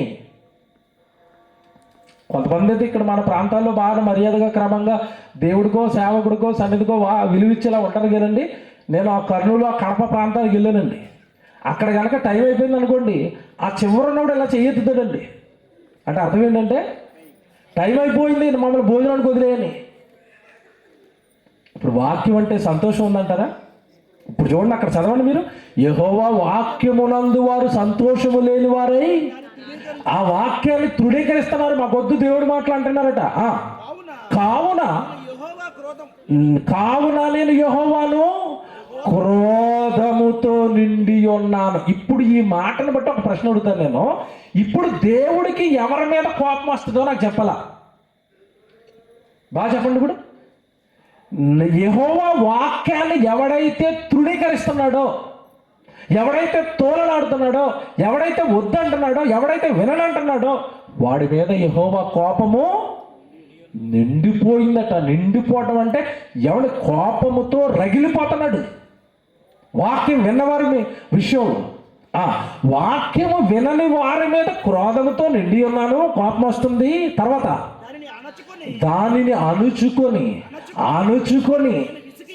విసిగిపోతున్నాడట. ఎన్ని సభలు పెట్టాలరా నీ మార్పు కోసం? ఎన్ని ఆరాధనలు, ఎన్ని ప్రసంగాలు చేయాలి, ఎన్ని సెమినార్లు పెట్టించాలి, ఎన్ని ప్రసంగాలకి వినిపించాలి, ఎన్ని మాటలకి వినిపించాలి? నువ్వు మారటం లేదు. నీ జన్మ యొక్క విలువ, నీ జన్మ యొక్క పరమార్థం నువ్వు గ్రహించటం లేదు. నువ్వు నా కోసం పుట్టావు, నా కోసం బ్రతకాలి. లోకంలో తిరుగుతున్నావు, పాపాలు చేస్తున్నావు, మార్చుకోవడానికి నేను ఎన్నో ప్రయత్నాలు చేస్తున్నాను. నువ్వు మారటం లేదు. నువ్వు మారకపోవడం చూసి నేను కోపముతో రగిలిపోయి ఆ కోపంతో ఏమన్నా నేను నీ మీద పడ్డాననుకో, నువ్వు అడ్రస్ లేకుండా వెళ్ళిపోతావు. అంతే కదండి. జీవం గల దేవుని చేతిలో పడుట భయంకరం. మనిషి కనపడ్డ భూమి మీద ఆయన కొడితేనండి భూమి మీదకి మనకి శాశ్వతంగా భూమి మీదకి వంతే ఏముండదండి. ఈ లోకాన్ని విడిచిపెట్టి వెళ్ళిపోతాం. చచ్చిపోతాడండి మనిషి దేవుడు కొడితే. మీరు చూడండి, అప్పుడప్పుడు పిల్లల మీద తల్లిదండ్రులు కోపం వస్తుంది. కోపం వచ్చేప్పుడు పళ్ళు బిగించి కోపంతో అలా మీదకి వెళ్ళి కొట్టేద్దాం అన్నట్టు వెళ్తాడు. తండ్రికి ఉన్న బలం అంతా ఉపయోగించి కొట్టాడు అనుకోండి, బిడ్డని ఆడు బతుకుతాడు, చచ్చిపోతాడు. తల్లికి కూడా కోపం వచ్చేస్తుంది. అప్పుడప్పుడు కోపం వచ్చేలాగా పళ్ళు బిగించుకుని ఏమన్నా కూతురు మీదకి వెళ్ళిపోద్ది. తిన బలమంతా ఉపయోగించి కొట్టింది అనుకోండి, ఏదో గోడకేసి, పిల్ల ఏమైపోద్ది? చచ్చిపోద్ది. బలం చాలా ఉంటుంది. గట్టిగా నడ్డి మీద సరిపోయలేక నెమ్మదిగా అలాగా వేస్తూ ఉంటుంది. ఆ కోపంతో గట్టిగా వేస్తే నడ్డి ఇరిగిపోద్ది. మనమే మన బలం ఉపయోగించి కొడితే మన పిల్లలు చచ్చిపోతే, దేవుడు తన బలాన్నంతా ఉపయోగించి మనల్ని కొట్టాడు అనుకోండి, ఉంటాం మనం. అందుకే కొట్టలేక కోపం వస్తున్నా కోపాన్ని ఏం చేసుకుంటాడట? అణుచుకున్నాను. రే నీకు 2024 ఇచ్చాను, మారలేదు. అందుకని ఏమి ఇచ్చాను? 2025 ఇచ్చాను. ఈ సంవత్సరంలో నేను మారుతావా? ఆల్రెడీ నెల అయిపోతుంది, 29. 2 రోజులు ఆగేవంటే ఈ జనవరి అయిపోయింది. ఒక నెల అయిపోయింది సంవత్సరంలో. నీకోసం ఎదురు చూస్తున్నాడు దేవుడు. నీకు జన్మనిచ్చాడు దేవుడు. నీ మార్పు కోసం ఇగో ఇలాంటి సభలు పెట్టి చెప్పిస్తున్నాడు దేవుడు. నేరాలు, పాపాలు, అబద్ధాలు ఏమండి, వీటి కోసం కాదండి మనిషి పుట్టింది. శ్రేష్టంగా, పవిత్రంగా, పరిశుద్ధంగా దేవుడికి గణప తెచ్చే తన పనిలో మనం ఉంటామని ఈ జన్మనిచ్చాడు. ఇప్పుడు చెప్తాను, అసలు మాట చూపిస్తాను. ఇప్పుడు కోపం వస్తుందట, కొట్టాలనుకుంటున్నాడట, చంపాలనుకుంటున్నాడట, పాపం చేసిన ప్రతిసారి రగిలిపోతున్నాడట. కానీ మనిషిని ఎందుకండి మరి ప్రాణాలతో ఉంచుతున్నట్టు? చాలామందికి డౌట్ వస్తుందండి. ఏంటో డౌట్ అంటే, మనుషులందరినీ దేవుడే పుట్టించాడు అంటారు, మనుషులందరి వెనకాల దేవుడే ఉన్నాడు అంటారు. మరి మనిషి ఎందుకండి నరహత్యలు చేస్తున్నా, వ్యభిచారాలు చేస్తున్నా, వాళ్ళు ఎందుకండి దేవుడు ఏం చేయట్లేదు అంటారు చాలామంది. అంటున్నారా? దేవుడు అనేవాడు ఉంటే ఈ వ్యభిచారం చేసినోడు అండి ఎందుకంటే బతకనిస్తున్నాడు, ఈ నరహత్య చేసినోడు అండి ఎందుకంటే బతకనిస్తున్నాడు అంటే, వాడు నీకు నరహత్య చేసిన వాళ్ళగా కనపడుతున్నాడేమో, కానీ వాడు దేవుడికి ఎలా కనపడతాడు? ఎలా కనపడతాడు? నా కుమారుడు నువ్వు ఒక పాపం చేసావు, వాడు ఒక పాపం చేశాడు. ఏమన్నా మాట్లాడుతారండి. ఈ మధ్యకాలంలో ఇది ఒక ఫ్యాషన్ అయిపోయింది చాలామందికి. దేవుడు లేడు, ఏం లేడు, దేవుడు అనేవాడు ఉంటే ఈ వ్యభిచారం చేస్తున్న వాళ్ళు ఎందుకు బతకనిస్తాడా, అని చంపేది కదా అంటున్నారు. నేను మాట్లాడుతానండి, నిజమే. ఇప్పుడు ఈడన్న మాటకి మనం ఒప్పుకుందాం. ఏ మాటకి? వ్యభిచారం చేసి చంపేస్తున్న వాళ్ళందరినీ దేవుడి దిగి ఏం చేయాలి? చంపేయాలి. ఓకే, మనం అందరం ఈ రాత్రి దేవుడి దగ్గరికి వెళ్ళి మొరపెడతాం, తండ్రి మరి ఆ వ్యభిచారం చేసే వాళ్ళందరినీ చంపారట, మీరు చంపేయండి. ఓకే, నేను చంపేస్తాను కొడుక. మరి వ్యభిచారానికి నిన్ను పెట్టిన చట్టం ఏంటి? వ్యభిచారం అంటే దేవుడు కొలత ఏంటి చెప్పండి? దేని వ్యభిచారం అంటాడు దేవుడు? మోహపు చూపుతో చూచు ప్రతివాడు అప్పుడే తన హృదయమందు వ్యభిచరించుతున్నాడు. ఇప్పుడు దేవుడు కొలత ప్రకారం వ్యభిచారం అంటే ఏంటి? మోహపు చూపు. ఇప్పుడు వ్యభిచారం చేసిన వాళ్ళు అందరినీ చంపేయాలంటే ఇప్పుడు ఎవరిని చంపేలా? మీరు చెప్పండి. ఈ మోహపు చూపిన వాళ్ళందరినీ చంపేలా. ఇలా చంపుకుంటూ వచ్చేది అనుకోండి, ప్రతి టీవీ సీరియల్, సినిమా చూసిన వాళ్ళు అందరినీ థియేటర్లోనే వేసేలా. ఎందుకు? మీకు బాగా అర్థం చేసుకోవాలా. థియేటర్లో హీరోయిన్ సగం బట్టలు డ్యాన్స్ చేసుకుని వస్తూ ఉంటుంది. ఆ సగం బట్టలు డ్యాన్స్ చేస్తున్నప్పుడు వీడికి మోహం చూపు రాదా? వచ్చింది. అప్పుడు థియేటర్లో ఉన్న వాళ్ళు అందరూ ఏం చేయాలి? చంపేయాలి. ఒక్కడ మిగులుతాడండి భూమి మీద చంపుకుంటూ పోతే. డ్రామాలు వేస్తున్నారు దేవుడు ఏంటో తెలియక. వ్యభిచారం చేసిన వాళ్ళు చంపేలా, లేదా నరహత్య చేస్తున్న వాళ్ళు చంపే. ఈడేదో మంచోడైనట్టు, దొరికితేనే దొంగ, దొరకకపోతే రాజు. వీడు దొరకలేదు కనుక రాజులో డ్రామాలు వేస్తున్నాడు. దొరికినోడు దొంగ, చంపేయండి. అలాగని తప్పును సమర్థించడం లేదు, మనం పాపాన్ని సమర్థించడం లేదు, తప్పే అది. కానీ తప్పు చేసిన వాడిని చంపేస్తానంటే భూమి మీద ఎవడుంటాడు చెప్పండి? దేవుడు ఎలాంటివాడు తెలుసా? దేవుడు ఎంత ఓర్చుకుంటాడో తెలుసా? దేవుడు ఎందుకు ఈ చంపకుండా ఈ సమాజాన్ని వదులుతున్నాడు తెలుసా? రెండో క్యాప్షన్ చెప్తున్నాను. ఇప్పుడు లోక వ్యాపకాలలో మనిషి ఉంటే, మనిషి జ్ఞాపకాలతో దేవుడు మనిషిని ఏమి చేయలేకపోతున్నాడండి. ఇర్మియా గ్రంథం తీయండి, 31వ అధ్యాయం 20వ వచనం చదువుదాం. ఇర్మియా గ్రంథం 31వ అధ్యాయం 20వ వచనం రాసుకోండి జాగ్రత్తగా. ఇర్మియా గ్రంథం 31వ అధ్యాయం ఏమండి 20వ వచనం. ఎఫ్రాయిము, ఏమండి ఇది చూడండి, పిలుపు చూడండి ఎలాగుందో. ఎఫ్రాయిము నాకు ఇష్టమైన కుమారుడా, నాకు ఇష్టమైన కుమారుడా. నేను మతిపోయినది వచనం చదువుతున్నప్పుడు. ఓ ఎఫ్రాయిము నాకు ఇష్టమైన కుమారుడా. నెక్స్ట్ ఏముంది? నాకు ముద్దు బిడ్డ. ఎవరట? ఎఫ్రాయిము దేవుడికి ఏమవుతున్నాడట? ముద్దు బిడ్డ. ముందేమని పిలుస్తున్నాడు? నాకు ఇష్టమైన కుమారుడా, నాకు ఇష్టమైన కుమారుడా, నాకు ఇష్టమైన కుమారుడా. ఏమండి ఇక్కడ ఒక విషయం చెప్తాను నేను మీకు. ఇప్పుడు ఒక్క ఎఫ్రాయిమే దేవునికి ఇష్టమైన కుమారుడా? మనమందరము కూడా దేవునికి ఇష్టమైన కుమారులమేనా?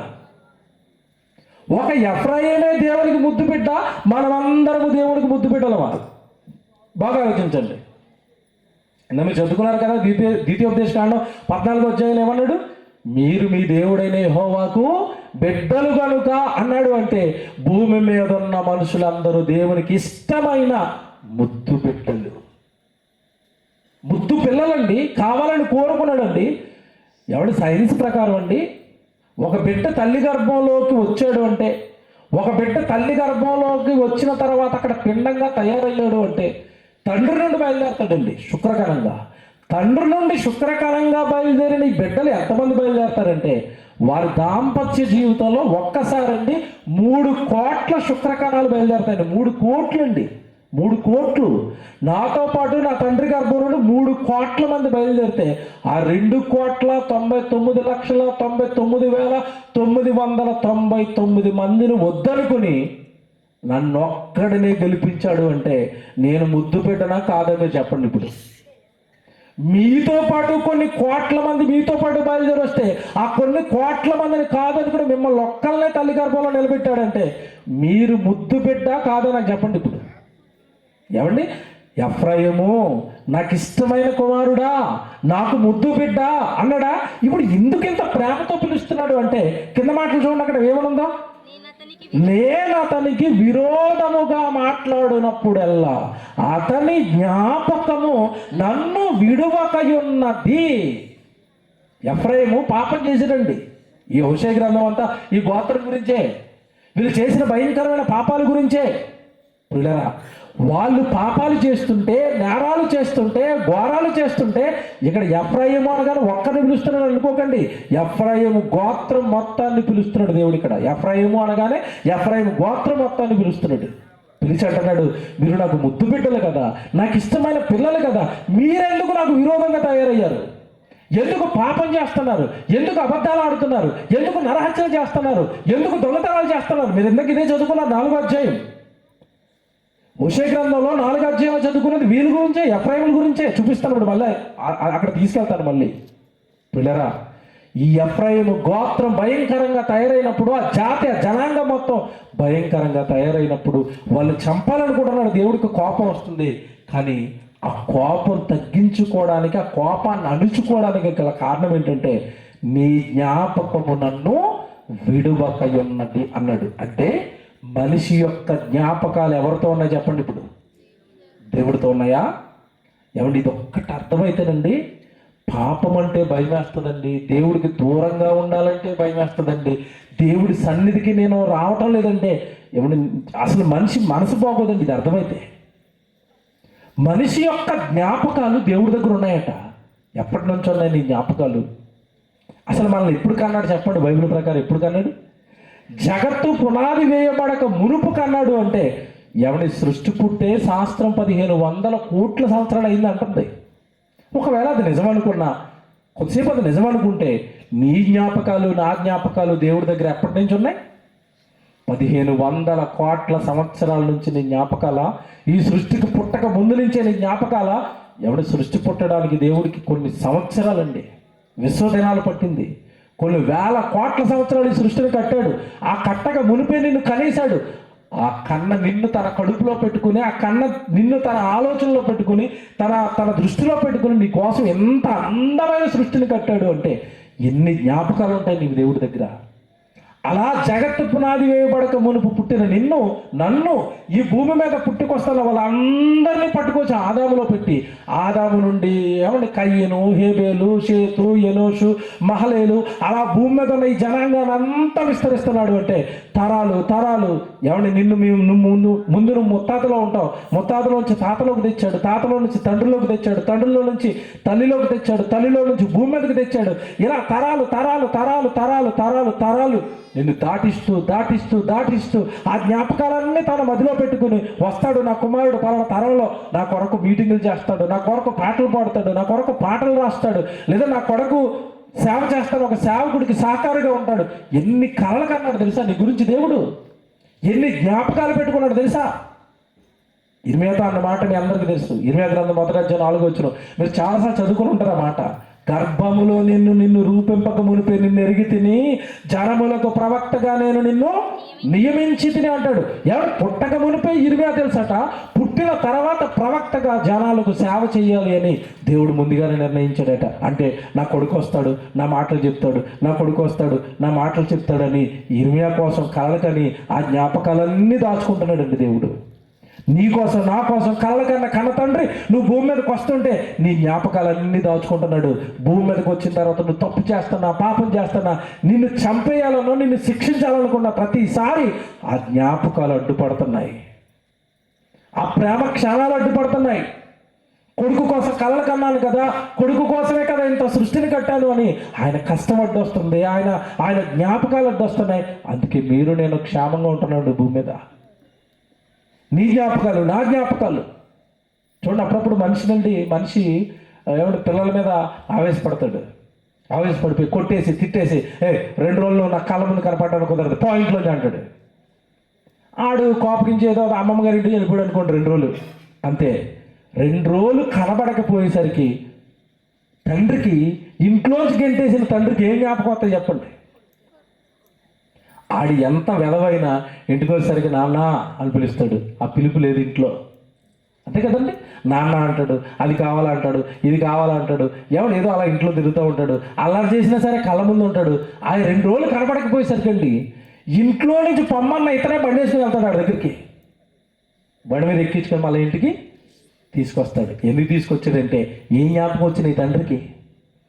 వాడు ఇంట్లో ఉన్నప్పుడు ఉన్న జ్ఞాపకాలు. వాడు లేకపోతే ఏదో కింద ఉందండి, అల్లరి చేసినా పర్వాలేదండి, ఇంట్లో ఉండాలంటే.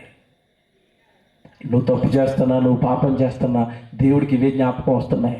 సృష్టి పుట్టక ముందు నుంచి కావాలని కోరుకున్నాను కదా, వచ్చి నా కోసం మహిమ తెస్తాడు, నా కోసం ఇదిగా ఇలా మీటింగులు పెట్టిస్తాడు, నా కోసం ఏదో చేస్తాడని నీ కోసం కలలు కన్నాడు కదా. ఆ కన్న ప్రేమ, ఆ కన్న జ్ఞాపకాలే ఈరోజు నీకు నాకు క్షేమాన్ని ఇస్తున్నాయి. కానీ ఎంతకాలం సహిస్తాడు, ఎంతకాలం భరిస్తాడు? నీ మొండితనంగా దేవుడి వాక్యానికి దూరంగా లోకంలో పడి, లోకాన్ని చూసి, లోకంలో ఉన్న వాళ్ళు ఏదో సాధిస్తున్నారని దేవుడిని విడిచిపెట్టి నువ్వు దేవుడికి దూరమై నువ్వు చేస్తున్న పనులు ఆయనకి కోపాన్ని పుట్టిస్తున్నాయి. ఎఫ్రాయిముకు విరుద్ధంగా మాట్లాడినప్పుడు చదువుతాం ఆ మాట చదువుతాం, చూడండి ఎంత బాగుంటుందో. ఎఫ్రాయిము నాకు ఇష్టమైన కుమారుడా, నాకు ముద్దు బిడ్డ, నేను అతనికి విరోధముగా మాట్లాడినప్పుడెల్లా అతని జ్ఞాపకము నన్ను విడువకై ఉన్నది, అతనిని గూర్చి నా కడుపులో చాలా వేదనగా ఉన్నది, తప్పక నేను అతనిని కరుణింతును, ఇదే యెహోవా వాక్కు. తిరుగురా వైపు, నేను నిన్ను కరుణిస్తాను, నువ్వు నాకు దూరంగా ఉంటే నా కడుపులో వేదన అన్నాడు. చూడండి, దేవుడు కడుపు తరుక్కుపోతున్నట్టండి దేవుడిది. నువ్వెందుకు గుడికి రాలేదు? నువ్వెందుకు సభకు రావడం లేదు? నువ్వెందుకు సువార్తకు రావడం లేదు? నువ్వెందుకు దేవుడు బైబిల్ చదువుకోవడం లేదు? నువ్వెందుకు ప్రార్థన చేయటం లేదు? నువ్వెంత దూరంగా ఉంటే అంతగా దేవుడు నీ కోసం బాధపడిపోతున్నాడు అన్న సంగతి నీకు తెలుసా? పిల్లరా, దేవుడికి మరో వ్యాపకం, మరొక అలవాటు అంటే ఏమీ లేదండి. దేవుడికి భూమి మీద ఉన్న నువ్వే. నిరంతరము నీ వైపు చూస్తాడు, నిరంతరము నీ కోసమే ఆలోచిస్తాడు, నిరంతరము నువ్వేం చేస్తావా, నిన్ను చూసి ఆనందపడదామని నిరంతరము నీ వైపు చూస్తున్న తండ్రికి నువ్వు మిగులుస్తున్న జ్ఞాపకాలు ఏంటి? ఎవడ అతని పేరు గురుమూర్తి అండి. ఆ చంపేసిన వాడి పేరు, భార్యను ముక్కలుగా నరికిన వాడి పేరు అండి గురుమూర్తి అండి. వాడి వైపు దేవుడు చూస్తున్నప్పుడు వాడు ఏం చేస్తున్నాడు భూమి మీద? భార్యను ముక్కలుగా నరుగుతుంటే ముందు గోడకేసి కొట్టాడటండి. ఎలా చంపావని అడిగారు పోలీసు వాళ్ళు. ముందు గోడకేసి కొట్టాడట. వెనకాల ఈ తలకి తగిలండి స్పృహ తప్పి కింద పడిపోయిందట. ఏమన్నా కింద పడిపోయిన తర్వాత అండి దిండేసి ఊపిరాడకుండా చేసి చంపేసాడట. చంపడం అలా చంపాడట. ముందు ఒకరోజు చంపాడట, ఒకరోజు అంతా కట్ చేశాడట, ఒకరోజు అంతా ఉడికించాడట. 3-4 రోజులు చేశాడండి కార్యక్రమం వాడు. ఏమంటే ఈ 3 రోజులు 4 రోజులు వాడి వైపు దేవుడు చూస్తున్నప్పుడు దేవుడు మనసు ఏంటి చెప్పండి? ఎంత వేదన చెంది ఉంటాడండి. ఓ పక్క తాను కన్నబిడ్డ ఆ స్త్రీని చంపేస్తున్నాడు, వీడు తన కన్నబిడ్డే, వీడు నరహంతకుడిగా మారిపోయాడు. పిల్లరా, నన్ను దేవుడు చూస్తున్నప్పుడు దేవుడికి మనం ఏం మిగల్చాలి అంటే మంచి జ్ఞాపకాలు మిగల్చాలి తప్ప ఇలాంటి పాపపు కార్యక్రమాలు మిగల్చకూడదు. మలాకి గ్రంథం 3వ అధ్యాయం 16వ వచనం, నీ జ్ఞాపకాల కోసం, నా జ్ఞాపకాల కోసం దేవుడు ఏం చేస్తున్నాడో ఒక మాట చూపిస్తాను చూడండి. మలాకి గ్రంథం 3వ అధ్యాయం 16వ వచనం, యెహోవా యందు భయభక్తులు కలిగిన వారు ఒకరితో ఒకడు మాట్లాడుకొనుచుండగా యెహోవా చెవియొగ్గి ఆలకించును, మరియు యెహోవా యందు భయభక్తులు కలిగి ఆయన నామమును స్మరించుచు, దేవుని నామాన్ని స్మరిస్తూ ఉండువారికి జ్ఞాపకార్థముగా ఒక గ్రంథమును ఆయన సముఖములో రాసుకుంటున్నాడట. భూమి మీద యెహోవాను నమ్మిన వాళ్ళు ఆయన నామాన్ని స్మరిస్తుంటే, ఆయన నామానికి ఘనత తెస్తుంటే, ఆయన నామానికి కీర్తి తెస్తుంటే, అలాంటి మాటలన్నీ తన గ్రంథంలో ఏం చేస్తున్నాడట? రాసుకుంటున్నాడట. ఈరోజు ఈ కుటుంబం పెట్టిన ఈ కార్యక్రమాన్ని దేవుడు తన గ్రంథంలో రాసుకుంటున్నాడు. తన కుమార్తె జన్మదినాన్ని ఇదిగో నాకు చక్కటి కార్యక్రమం పెట్టారు, నా నామ ఘనతను చాటుతున్నారు, దేవుడు ఉన్నాడు అని, దేవుడు మనుషుల్ని పుట్టించాడు అని, పాపాలు చేస్తుంటే బాధపడిపోతున్నాడని ఈరోజు వినబడుతున్న ఈ ప్రతి మాట గ్రంథస్థం చేస్తాడు. ఈ కుటుంబం పెట్టిన ఖర్చు గ్రంథస్థం చేస్తాడు. ఈ సభకి తరలి వచ్చిన మిమ్మల్ని అందరినీ గ్రంథస్థం చేస్తాడు.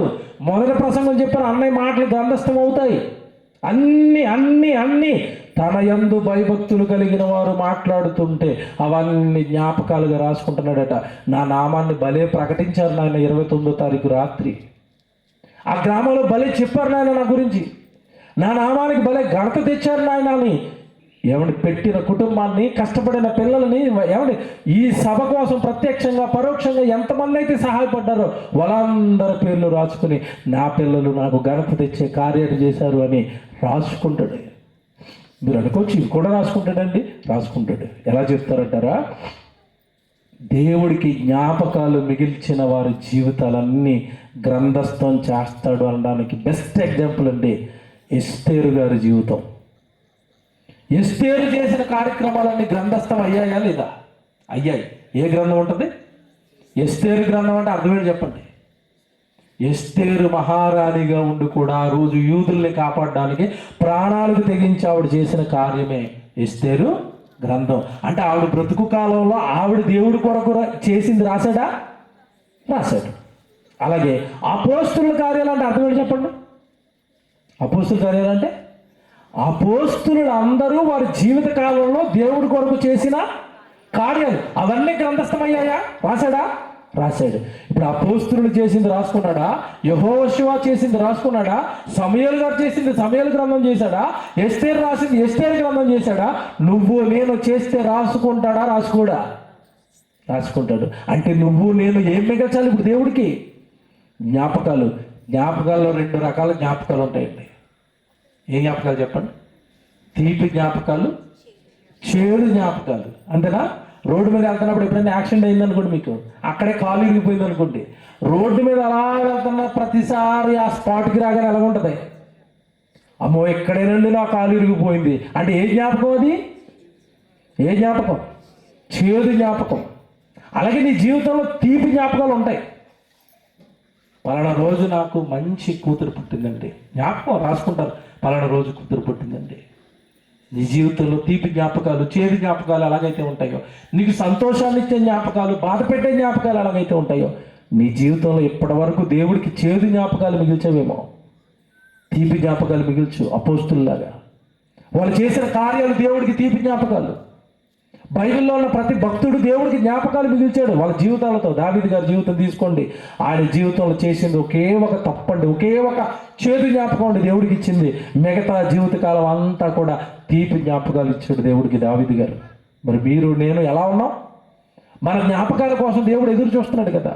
మీరు మాట్లాడుకుంటే రాస్తాను అన్నప్పుడు మీరు కార్యాలు చేస్తే రాసుకోవడం తన గ్రంథంలో. మత్తయి సువార్త 26వ అధ్యాయం మీరు చూడండి. దేవుడు ఎవడు ఇవన్నీ జ్ఞాపకం ఉంచుకుంటాడా? మనం దేవుడి కోసం ఏం చేసినా జ్ఞాపకం ఉంచుకుంటాడంటే జ్ఞాపకం ఉంచుకుంటాడు. 26వ అధ్యాయం 13వ వచనం చూడండి. మత్తయి సువార్త 26వ అధ్యాయం 13వ వచనం. సర్వలోకమందు ఇదిగో యేసుక్రీస్తుల వారిని గూర్చిన సువార్త ఎక్కడెక్కడైతే ప్రకటింపబడుతుందో అక్కడ ఇదిగో ఈమె చేసినదియు ఈమెకు జ్ఞాపకార్థముగా ప్రశంసింపబడునని మీతో నిశ్చయముగా చెప్పుచున్నానని. ఆవిడ ఆ రోజు ఆవిడ చేసిన కార్యక్రమం ఏం చేసింది? అత్తరగుడ్డుతో యేసుక్రీస్తుల వారి పాదాలు కడిగిందండి. ఆవిడ గురించి చెప్తున్నాడు, ఇదిగో నా కోసం, ప్రభు కోసం ఇంతటి మంచి కార్యక్రమం చేసిన ఈవిడను, ఈ స్త్రీని నేను జ్ఞాపకం పెట్టుకుంటున్నాను. నా గురించి సువార్త ఎక్కడెక్కడైతే ప్రకటింపబడుతుందో అక్కడ జ్ఞాపకార్థముగా ఈవిడ చేసింది కూడా ఏమవుతుంది? ప్రకటింపబడుతుంది. అంటే యేసుక్రీస్తుల వారికి ఆవిడ ఏమిచ్చింది? జ్ఞాపకం, తీపి జ్ఞాపకం ఇచ్చింది. పేద విధవరాలు 2 కాసులు వేసేసింది దేవుడి కోసం. ఆవిడ జీవనం అంతా ఇచ్చేసింది, దేవుడికి ఒక జ్ఞాపకం మిగిల్చింది. బైబిల్లో స్త్రీలండి. ఎవరి రాహాబు అను వేశ్య, ఆవిడ ప్రాణాలకు తెగించి వేగుల వరకు వచ్చిన ఇశ్రాయేలు దేవుడి పిల్లల్ని వాళ్ళ ఇంట్లో చేర్చుకుని దేవుడి మధ్యలో పడిపోయింది. ఇలా ఎంతమంది అండి బైబిల్లో దేవుడికి మంచి మంచి జ్ఞాపకాలు మిగిల్చారండి వాళ్ళ జీవితాన్ని బట్టి. పిల్లరా, ఈ రాత్రి మీరు ఒక్కసారి మీ జీవితాన్ని పరిశీలించుకోండి. దేవుడి కోసం పుట్టిన నువ్వు నీ జ్ఞాపకాల కోసం దేవుడు ఎదురు చూస్తున్నాడన్న సంగతి తెలుసా? నీ మీటింగులు, నీ సభలు, నీ కార్యాలు ఇవన్నీ దేవుడికి జ్ఞాపకాలని తెలుసా? దేవుడు సంతోషించే జ్ఞాపకాలు, దేవుడు ఆనందపెట్టే జ్ఞాపకాలు. ఈ జ్ఞాపకాలు నువ్వేమిస్తున్నావు? లోక వ్యాపకాలలో మనిషి యొక్క జ్ఞాపకాలతో దేవుడు, నువ్వు జ్ఞాపకాలు ఇస్తే ఆ జ్ఞాపకాలతో నిన్ను బట్టి ఆనందపడాలని ఆయన ఎదురు చూస్తుంటే నువ్వే సరిగా దేవుడి దగ్గరికే రానప్పుడు, సరిగా దేవుడు వాక్యమే అన్నప్పుడు నువ్వు దేవుడు పనిచి ఎప్పుడు చేస్తావు, ఎప్పుడు దేవుడికి జ్ఞాపకాలు మిగులుస్తావు? ఒక్కసారి ఆలోచించు. నీ జ్ఞాపకాలు ఏవి దేవుడికి? ఎంతమంది చరిత్ర చెప్పాను బైబిల్లో. ఇప్పుడు నేను సమూయేలు గ్రంథం తీసుకుంటే అది సమూయేలు గారు మిగిల్చిన జ్ఞాపకాలు. యెహోషువ గ్రంథం తీసుకుంటే అది యెహోషువ గారు దేవుడికి మిగిల్చిన జ్ఞాపకాలు. నీ జీవితాన్ని బట్టి దేవుడికి ఏవి జ్ఞాపకాలు, ఏవి గుర్తులు, తీపి గుర్తులేవి నీ జీవితాన్ని బట్టి ఆలోచించు. నువ్వు దేవుడికి మహిమ తెస్తావని కదా పుట్టావు, కీర్తి తేవడానికి కదా పుట్టావు. అందరూ అలాగే పుట్టారు. బైబిల్లో ఉన్న భక్తులందరూ వాళ్ళ జీవితాలను బట్టి ఆ తరంలో వాళ్ళు దేవుడికి అప్పగించిన పనిని చక్కగా దేవుడి కొరకు జరిగించి దేవుడి నామానికి కీర్తి తెచ్చి వాళ్ళ జీవితాలు ముగించుకొని వెళ్ళిపోయారే. ఒకసారి ఈ రాత్రి ఇంత పెద్ద సుదీర్ఘ ప్రసంగాలు విన్నావు కదా, ఒకసారి నీ మనసును ఒక్కసారి రాత్రి దేవుడు ఎదుటి పెట్టి ఆలోచించు. నీకు చక్కటి జీవితం ఇచ్చి, చక్కటి కుటుంబం ఇచ్చి, చక్కటి పిల్లల్ని ఇచ్చి, చక్కటి స్థితినిచ్చి నీ కుటుంబానికి చక్కగా ఈ స్థితిలో దేవుడిని నిలబెట్టినప్పుడు నీ ద్వారా ఏది దేవుడికి మహిమ, ఏది దేవుడికి కీర్తి? ఇప్పుడు కూడా దేవుడు నాకు అది చేయాలి, ఇది చేయాలి, అలా చేయాలి, ఇలా చేయాలి, ఎప్పుడు దేవుడిని అడగడం తప్ప దేవుడికి నువ్వేమిస్తున్నావు? బైబిల్లోనండి బాగా దేవుడు మనస్సును మీరు అర్థం చేసుకుంటారండి. దేవుడు చెప్పింది ఒకటే, నీకు ఏదో కావాలని అడగడానికి దేవుడి దగ్గరికి వస్తున్నావు. దేవుడి దగ్గరికి నువ్వు వస్తుంటా ఆయన ఏమంటున్నాడు తెలుసా? నువ్వు మొదట ఆయన రాజ్యమును నీతిని మొదట వెతకండి. నీతిగా బ్రతకటం ఎలాగో నేర్చుకో, ఆయన రాజ్యంలో బ్రతకటం ఎలాగో మొదట నేర్చుకో, అప్పుడు అవన్నీ మీకు అనుగ్రహింపబడును. అదేనా తర్వాత మాట? నువ్వు ఏదో కావాలని దేవుడి దగ్గరికి వస్తున్నావు కాదు. ముందు నువ్వు దేవుడి కోసం పుట్టావు, దేవుడి కోసం బ్రతకటం ప్రారంభించు. నీకేం కావాలో అని చూసుకుంటాడు. మళ్ళీ చెప్తాను, మీకు అర్థమైందో లేదో. చాలామంది ఇది ఒక్కటి తెలియకే జీవితాలు, ఆత్మీయ జీవితాలు ఎక్కడ చేసినా అక్కడగా ఆగిపోయాయండి. నువ్వు మొదట దేవుడి దగ్గరికి వచ్చి, నువ్వు పుట్టింది దేవుడి కోసం, నువ్వు దేవుడి కోసం బ్రతకడం ప్రారంభించు. నీకేం కావాలో దేవుడు చూసుకుంటాడు. ఆ రోజు రాజ్యం అంతా కరువు వచ్చి దేశంలో ఉన్న వాళ్ళందరూ కరువుతో అల్లాడిపోతుంటే ఒక్క ఏరియాకు నాన్ వెజ్ పెట్టాడు దేవుడు. పెట్టాడు. నాన్ వెజ్ దేంతో పంపించాడు? మళ్ళీ కాకులతో పంపించాడు. ఎందుకు? ఆయన రాజ్యం కోసం, ఆయన నీతి కోసం ఏలియా బ్రతుకుతున్నాడు కనుక ఏలియాకు కావలసినవన్నీ దేవుడు చూస్తున్నాడు. నువ్వేమో దేవుడి దగ్గరికి వచ్చి దేవుడి పని చేయండి అంటే రావు, సువార్తకి ఇమ్మంటే ఇవ్వవు, దేవుడి కార్యక్రమాలు చేద్దామంటే ముందుకు రావు. దేవుడు నిన్ను ఎందుకు చూడాలి, నిన్ను ఎందుకు పట్టించుకోవాలి? అసలు నువ్వు ముందు ఆయన పని చేయి, తర్వాత దేవుడు నీ పని చేస్తాడు. మొదట మీరు ఆయన యొద్దకు రండి, అప్పుడు ఆయన మీ యొద్దకు వచ్చును. యాకోబు పత్రిక ఇది. ఇవన్నీ వచనాలు కనుక దేవుని పిల్లలారా, దేవుడు నీ నుండి కోరుకుంటున్న జ్ఞాపకాలు దేవుడికి మిగిల్చు. అప్పుడు అడుగు, దేవుడికి నువ్వేం కావాలని అడుగు, నీ పాదాల దగ్గర పట్టుకొచ్చి పెడతాడు. యెహోషువ బ్రతికాడు దేవుడి కోసం. యెహోషువ దేవుడి కోసం యుద్ధాలు చేస్తున్నాడు మోసే తర్వాత. తండ్రి సూర్యచంద్రులు ఆపేయాలన్నాడు. ఎస్, నువ్వు చెప్తే ఆపేస్తాను కొడుకు అన్నాడు. ఆపాడు. దేవుడి కొరకు బ్రతుకుతున్నాడు కనుక ఒక యెహోషువ, దేవుడి కొరకు బ్రతుకుతున్నాడు కనుక ఒక ఏలియా.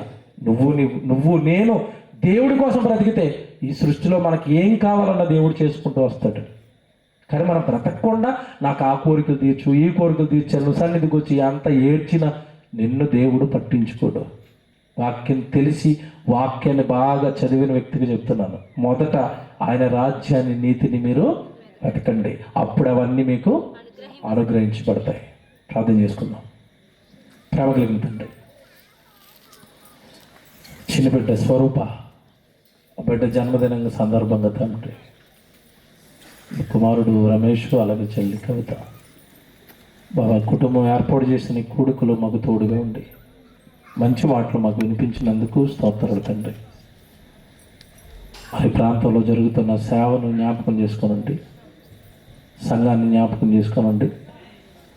తండ్రి వీరికి నాయకుడిగా సేవకుడిగా ఉండి ముందుండి నడిపిస్తున్న కుమారుడు సేవకులు పెద్దలు వారి చిన్నబాబు నేను జ్ఞాపకం చేసుకోరండి.